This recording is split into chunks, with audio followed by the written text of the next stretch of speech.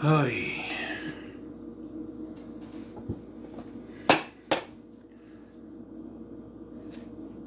So I knew. Let's try to straighten this out. I knew going into this that this was known as the worst of the Texas Chainsaw Massacre movies. Texas Chainsaw Massacre at the beginning, or as it was originally called, Return of the Texas Chainsaw Massacre. Let me explain. Originally, this was filmed in 1994, set to be released in 1995. However, it wasn't released. It was shelved instead.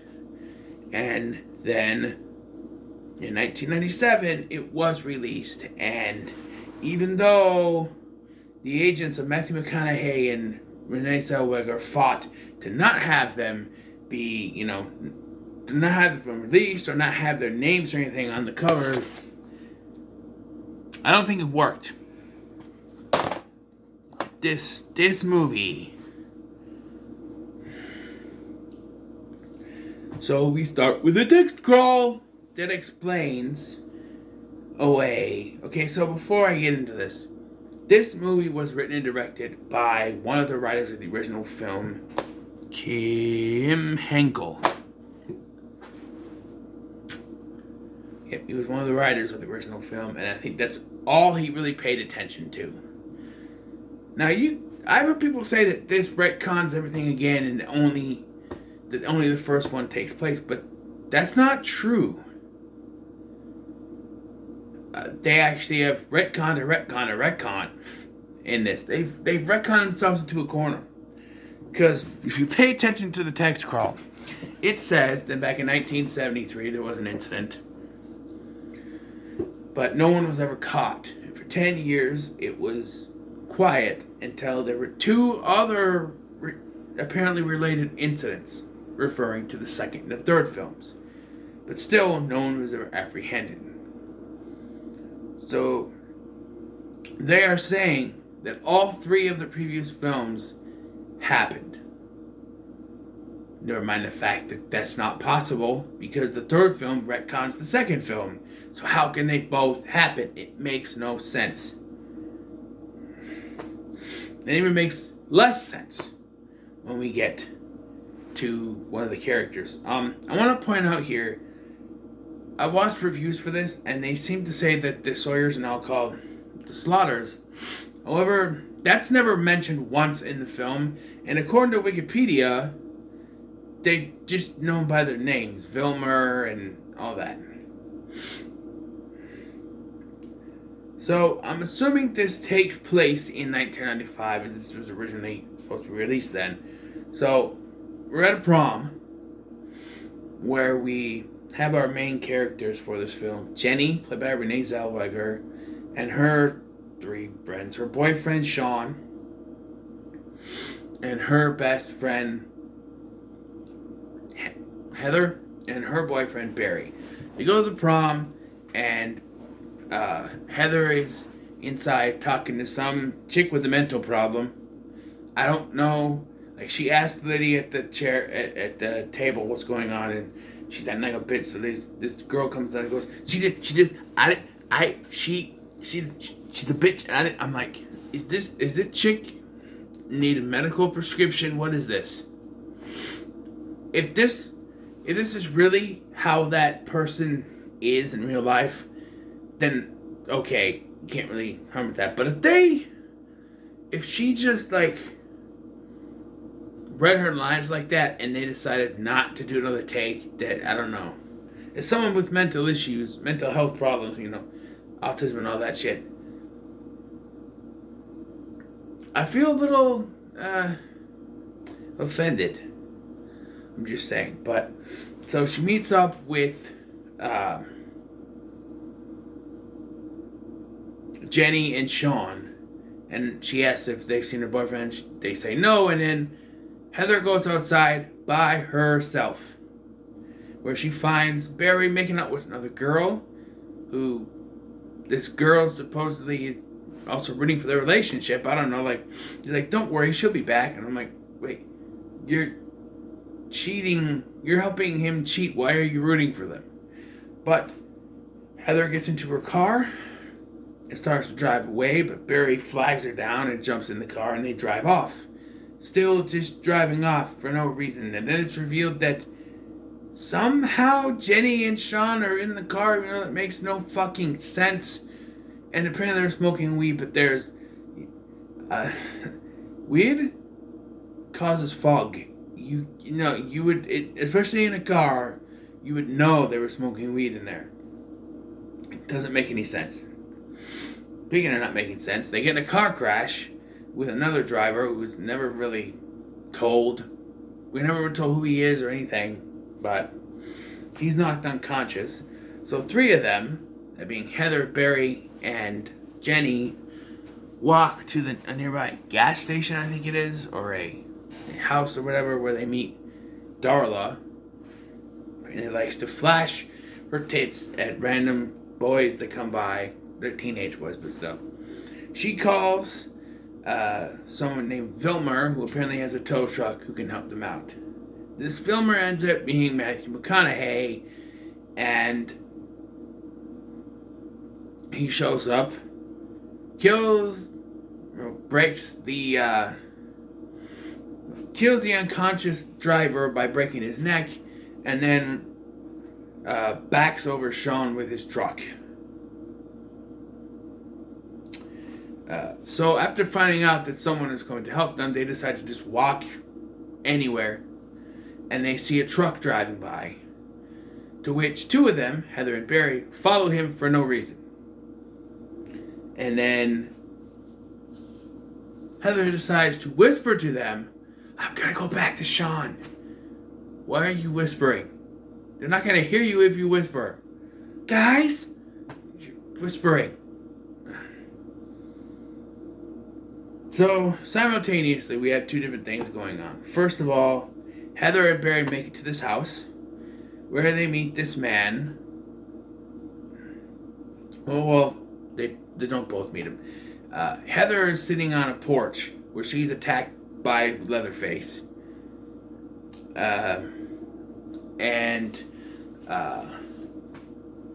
So, let me talk about the characters here. This is the worst Leatherface by far. Worst Leatherface. He's cross-dressing, wearing women's face. Sure, they showed that he has a female face in the original, but this is going too far. Dresses up wearing a dress. It doesn't work. Constantly fucking screaming. This is the most annoying of the movies. Won't shut the fuck up every time. This is the writer of the original film. The original film was very effective when the door just slid open and hammered the guy in the head. Can you imagine this? Be open the door and like, "Oh, ow!" The guy be like, and run off. That's not effective. For it to just constantly be fucking screaming, it's annoying. Now, Matthew McConaughey in this film, he's the best thing in the film, but even he gets a little annoying towards the end.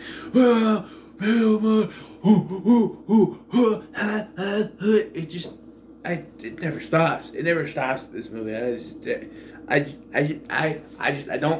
can't.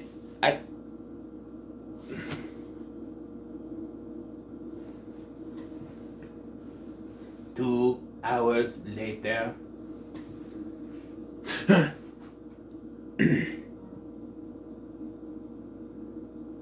Where was I?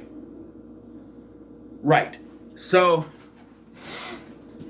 while Heather's being attacked by Leatherface, Barry comes in contact with this guy, whose name is not disclosed yet, but what it is, oh boy, is it a head scratcher.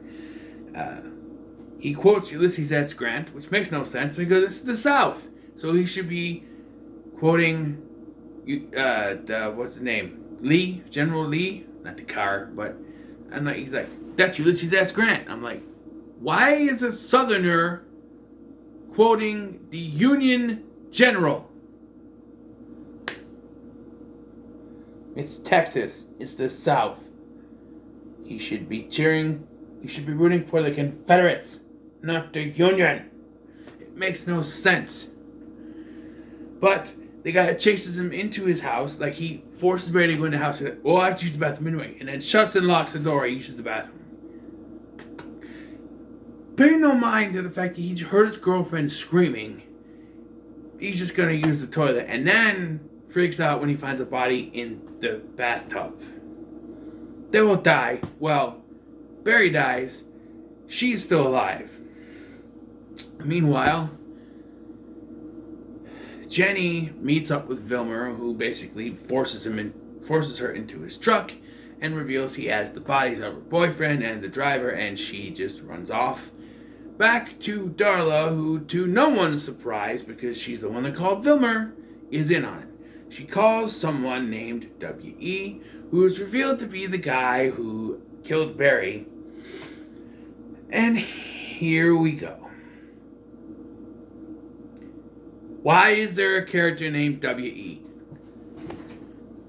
The writer of this film paid no attention to the sequels other than he took what he did in the first one and didn't try not to do anything like that. He tried to make it disturbing, and this movie is disturbing, like the original. More than the original is disturbing.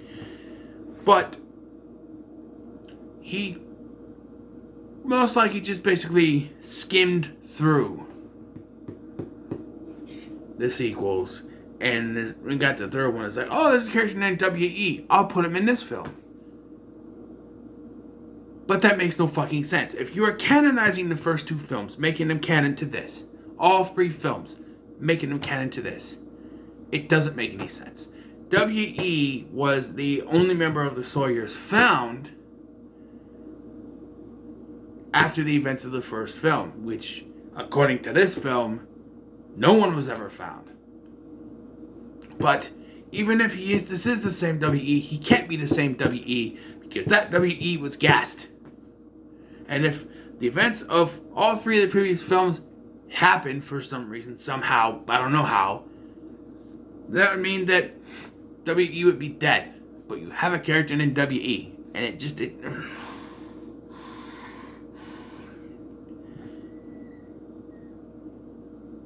makes no sense. It makes no sense. It doesn't get better. It doesn't get better. She gets kidnapped. She tries to run away. She gets kidnapped and brought to the house where we have... she escapes at one point. Again. She escapes at one point. Tries to run away. Her arranged married. Hey! But at the same time, Vilmer grabbed her and brings her back into the house. And we have the dinner scene. And at this dinner table are a few dead bodies. Her friend is there. And Grandpa is also there. And he can walk and move. Despite the fact that if you are canonizing the first three films, in the third film, he was dead. You cannot try to canonize all three of the previous films and then disregard it like this. This is... He was dead in the third film. They were feeding him blood. He was dead.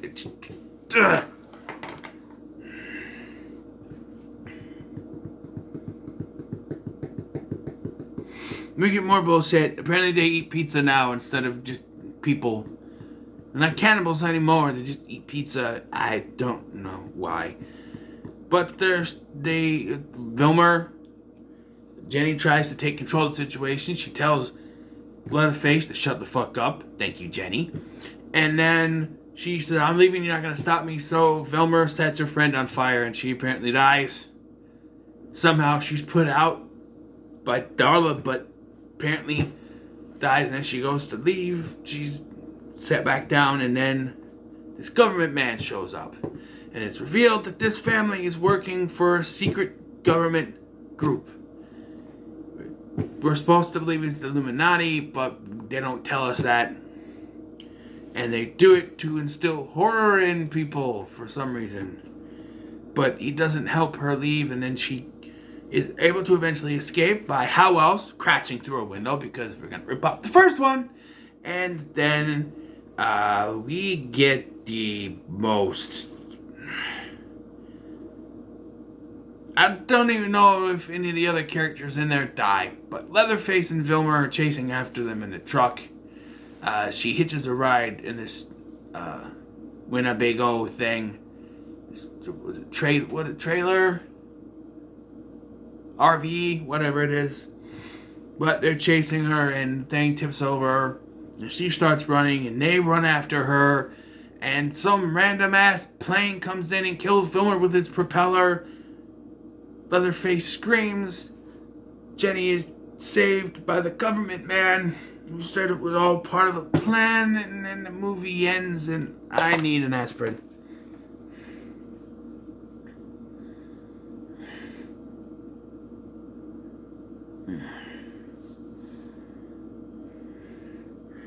You start doing a review, and by the end you sound like Willie from Alf. You know that this movie is... This is not going to be a surprise to you, but I hate this movie. It disregards everything from the first 3 films, despite the fact that it's trying to canonize them. And it just...